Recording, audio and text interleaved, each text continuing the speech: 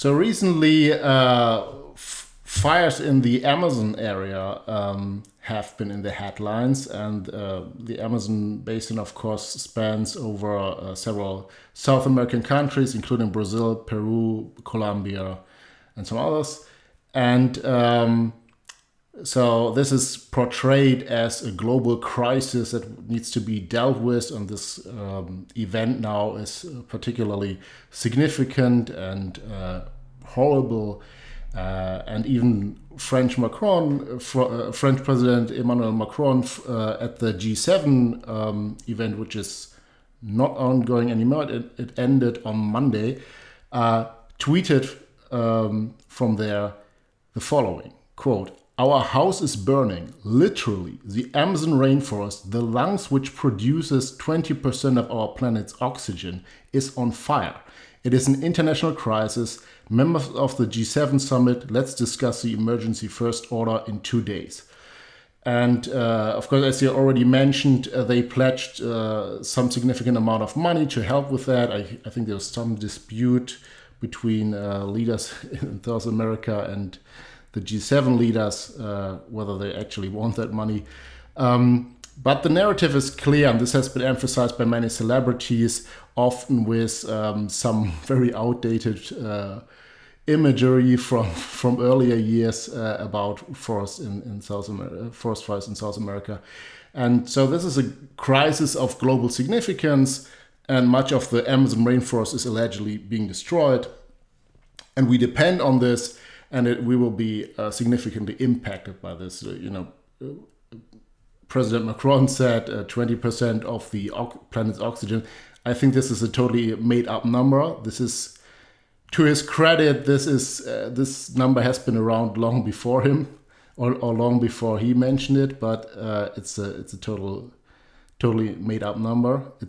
We're not running out of oxygen, even if the entirety of South America would be deforested, and it's not important for that. And some have made this climate connection. This is going on. This is spreading CO2 in the atmosphere to a significant amount, and so on. But so this is a narrative, and the Brazilian president Bolsonaro didn't exactly help the situation when he accused NGOs, green NGOs, of starting the fires after being accused of enabling the deforestation and also the forest fires by relaxing environmental standards for the logging and farming industry. But that's a local dispute. I don't want to get into that too much. But what is actually happening there, right? That would be the question. And the first thing I do is try to find some data on this. And the available data, this is from NASA and some other organizations that estimate the forest fires in South America and in the Amazon basin specifically. And it doesn't provide much ground for alarm. So the current burned area and the emitted CO2 is about average of recent years. And when you look further back in time compared to the early 2000s, the trajectory is actually downwards. The trend is down. And only if you look at the less relevant number of forest fires, you see that 2019 is compared to recent years, relatively high number of forest fires this year.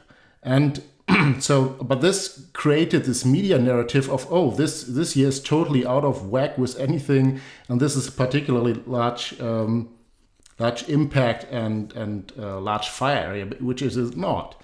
So according to the best data that I could find, and I think it's the only data available right now, this is not a particularly significant year. These forest fires happen every year, and so if we look at the underlying causes, normally these forests don't burn. So this is intentional human action that is causing these fires. And most of that is farmers actually clearing the arable land from brush. So this happens every year. This is nothing unusual. They just burn what has grown there over time, over the 1 year period. And this happens over and over again.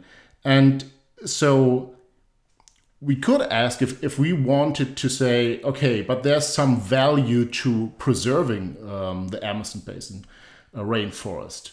There's some value to it, whether it's aesthetically or we believe that this is a good way to store CO2 if we are concerned about climate impacts of CO2, and the forests are net sink of CO2 emissions because they capture the CO2 from the atmosphere and put it into their carbon structure. And if we want that, we should talk about how to do this, because the underlying cause ultimately is South America is a relatively poor part of the world. The farmers and the loggers there, they need to make a living. And if they were richer, if they were as rich as Don and I are, as Westerners and developed economies, they would have more options, right? And these options would include leaving the rainforest alone.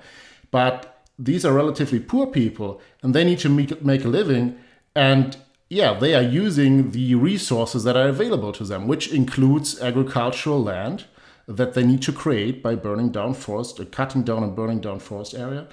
And then, keeping it clear of brush and new trees by burning them. That's the only efficient way to do it right now. And so if you want more options, if you want a larger part of the rainforest, you shouldn't spend your money on green NGOs, which are now, running advertisements on how to help with this. We should make it possible for South American economies to prosper. And, part of this is political and economic freedom. And part of this, large part of this is, cheap, abundant, and reliable energy, of course.